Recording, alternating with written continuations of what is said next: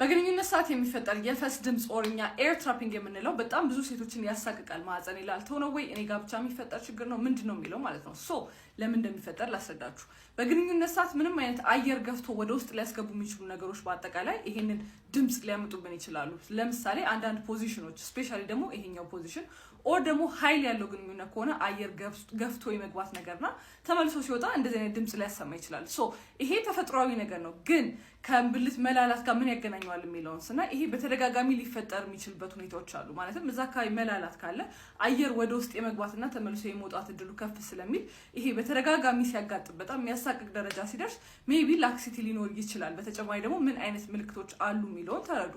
ላይክ ፍሪክሽን የለም ወይ፣ ግሪፑ ቀንሷል ወይ፣ ግንኙነቱ እየተፈጠረ ፊል ያለ ማድረግ አይነት ነገሮች አሉ ወይ? እነዚህ ካሉ የስ በመላላት ምክንያት ሊሆን ይችላል። ሶ ኬግል ኤክሰርሳይዝ መስራት ኦር ደግሞ በምጦላችሁ ከጨረሳችሁ ተጨማሪ ህክምና አማራጮችን ቼክ ማድረግ ይቻላል ማለት ያህል ነው። ከዛ ውጪ ግን አንዳንዴ በየትኛውም ግንኙነት ሊፈጠርና ሊያጋጥም የሚችል ነገር ነው። ሊያሳቅቃችሁ የሚገባ ነገር አይደለም። ቶሎ መጨረስ የሚቸገር ወንድ ሴተኛ ዳሪ ጋር የሚሄድ እድሉ ከፍ ይላል ወይ የሚል ሪሰርች ተሰርቶ ነበረ። ሶ ይሄም ለምንድን ነው? አንድ ወንድ ቶሎ መጨረስ የሚቸገር ከሆነ የሚወዳት ሴት ጋር ግንኙነት ማድረግ ይፈራል። ባላስደስታትስ፣ ብትሰድበኝስ፣ ጀጅ ብታረገኝስ የሚለው ነገር ያሳቅቃቸዋል። ስለዚህ እሱን ሽሽት ኮምፎርታብል የሆነ ኤሪያ ይፈልጋሉ። ማለትም ሴተኛ ዳሪ ጋር ስትሄዱ ባላስደስታት ችግር የለውም፣ በተደጋጋሚ ባረኩት ቁጥር ልምድ ይዛለሁ፣ ኮንፊደንስ ይስተካከላል፣ ቶሎ የምጨርሰውም ይስተካከላል የሚል የተሳሳተ አስተሳሰብ አለ። ሴተኛ ዳሪ ደረጃ እንኳን ባይደርስ ብዙ ሴቶች የተለያዩ ሴቶችን በመቀየር ከነሱ ጋር ግንኙነት በማድረግ ቶሎ መጨረሱ ይስተካከላል የሚል የተሳሳተ አስተሳሰብ አለ። ቶሎ መጨረስ የምትቸገሩ ከሆነ ማለትም ግንኙነት ከጀመራችሁ ጊዜ ጀምሮ ከአንድ ደቂቃ ያነሰ የምትቆዩ ከሆነ ኦር ከሆነ ጊዜ ጀምሮ በፊት ጥሩ ፐርፎርማንስ ኖራችሁ ከ3 ደቂቃ ያነሰ መቆየት ከጀመራችሁ ማለት ነው። ይሄ ደግሞ 6 ወር ካለፈው ህክምና ማግኘት ያስፈልጋል። በሆርሞን መዛባት የመጣ ነው ወይ በዘር የመጣ ነው ወይ የሚለውን ቼክ አድርጎ ማስተካከልና ህክምና ማግኘት ይቻላል። በተጨማሪ ደግሞ የሚያግዛችሁ ቴክኒኮች አሉ፣ ኬግል ኤክሰርሳይዝ እና ስቶፕ ኤንድ ስታርት። እሱ ደግሞ ኔክስት ቪዲዮ ላይ እናያለን። ቴንክ ዩ። የወንድ ልጅ ብልት ላይ መች ነው ተስፋ የምንቆርጠው ስላችሁ፣ ቫይግራ ወስዶ የማይቆም ከሆነ በአጠቃላይ የሚዋጥ መድኃኒት ወስዶ የማይቆም ከሆነ የማይስተካከል ከሆነ በቃ ከዚህ በኋላ ያንተ ብልት አይሰራም፣ ተስፋ ቁረጥ፣ ከዚህ በኋላ ግንኙነት አታረግም እንላለን አንልም። አዳዲስ ሪሰርቾች እያለን በዛ ላይ የተመሰረተ ህክምና እናረጋለን። ሶ አንድ ወንድ ብልት መቆም በኪኒን ካልተስተካከለለት፣ በህክምና ካልተስተካከለ ቀጣይ ስቴፓችን የሚሆነው ፒአርፒ ይባላል። ፒአርፒ ማለት ፕሌትሌት ሪች ፕላዝማ ማለት ነው። ይሄም ኖርማሊ የሆነ ነገር እጃችሁን ሲቆርጣችሁ ማለት ነው እዛው ደም ውስጥ ያሉት ነገሮች ናቸው ሴሎች ተረባርበው የሚያድኑት።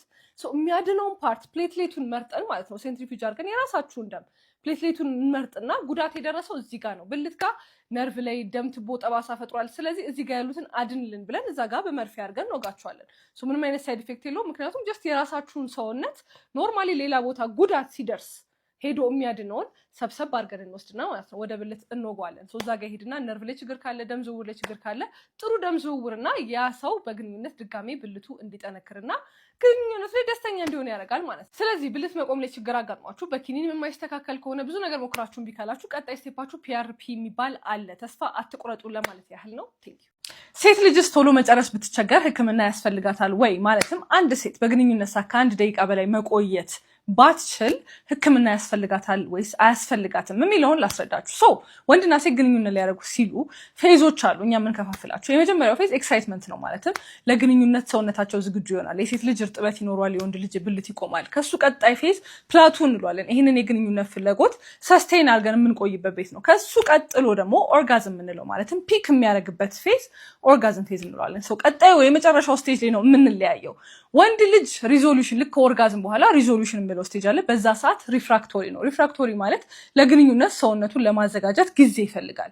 ምን ያህል ጊዜ ይፈልጋል የሚለው በየወንዱ ይለያያል። በእድሜ፣ በቴስቴስትሮን፣ በመጠጥ፣ በመድኃኒት ብዙ ፋክተሮች አሉት። የሴት ልጅ ግን ልክ ከኦርጋዝም በኋላ ሪዞሉሽን ላይ ራሱ እያለች መልሳ ኤክሳይታቶሪ ፌዝ ውስጥ መግባት ትችላለች። ማለትም በአንድ ግንኙነት መልቲፕል ኦርጋዝም ኤክስፒሪየንስ ማድረግ ትችላለች ሴት ልጅ። ሴት ልጅ በግንኙነት ሰዓት 1 ደቂቃ በላይ መቆየት ባትችል ራሱ መልቲፕል ኦርጋዝሞች ኤክስፒሪየንስ ታደርጋለች እንጂ ህክምና አያስፈልጋት። ሚስት እያላቸው ማለትም ከሚስታቸው ጋር ግንኙነት ማድረግ እየቻሉ አንዳንድ ወንዶች የግል ወሲብን የሚመርጡበት ሁኔታዎች አሉ፣ ከምታስቡት በላይ ማለት ነው። ይሄ ለምንድን ነው የሚፈጠረው? ከሚስቱ ጋር ግንኙነት ማድረግ እየቻለ ለምንድን ነው ግል ወሲብ የሚመርጠው የሚለውን ነገር ላስረዳችሁ። አንድ ወንድ ከራሱ ጋር ግንኙነት ሲያደርግ ፐርፎርማንስ አይደለም፣ ማለትም ራሱን ማስደሰት ብቻ ነው የሚጠበቅበት። ግን ከሚስት ጋር ከሴት ጋር ሲሆን ግን እንደ ፐርፎርማንስ ነው። ምን ያህል ቆየው፣ እሷ ተደሰተች የሚለው ብዙ ጫና አለባቸው። ስለዚህ ይህንን ጫና ለመገላገል ብለው ስፔሻሊ ያ ወንድ አንዳንዴ ብልት መቆም ላይ ችግር የሚፈጠር ከሆነ ኦር ቶሎ መጨረስ የሚቸገር ከሆነ ሰው ፊት እንትን ከማለት ማለት ሚስቱ ጋር ፐርፎርማቲቭ ኤንግዛይቲውን ከመጨናነቅ ብቻውን የግል ወሲብ እንደለመደው ይመርጣል ማለት ነው። ሶ እንደዚህ አይነት ነገር እያጋጠማችሁ ከሆነ ቶሎ መጨረስ ኦር ብልት መቆም ላይ ችግር ካለ ከሚስት ከመራራቅና በዚህ ምክንያት ትዳርን ከመበጥበጥ ሕክምና ብታገኙ ይሻላል ማለት ያህል ነው። በጣም ከምትወዷት ሴት ጋር ኦር የሆነ ያህል ከምትፈሯት ሴት ጋር ግንኙነት ብታረጉ ቶሎ ልጨርሱ ትችላላችሁ። ኢቭን ብልት መቆም ራሱ ሊያስቸግራችሁ ይችላል። ሶ ለምንድን ነው የሚለውን ላስረዳችሁ። ሶ ኖርማሊ ግንኙነት የሆነ ሪላክሲንግ የሆነ አክቲቪቲ ነው መሆን ያለበት። ማለትም ምግብ እንደ መብላት እንደ እረፍት ነው። ሶ በዛ ሰዓት ፓራሲምፓታቲክ ነርቨስ ሲስተማችን ነው መስራት ያለበት። ግን ያቺን ሴት የምትፈሯት ከሆነ የሆነ ያህል እንዴት አድርጌ ነው ኢምፕረስ ማረጋት የሚለው ካስጨነቃችሁ ሚስታችሁም ልትሆን ትችላለች፣ ተጣልታችሁ ኦር አዲስ ግንኙነት ጀምራችሁ ሊሆን ይችላል።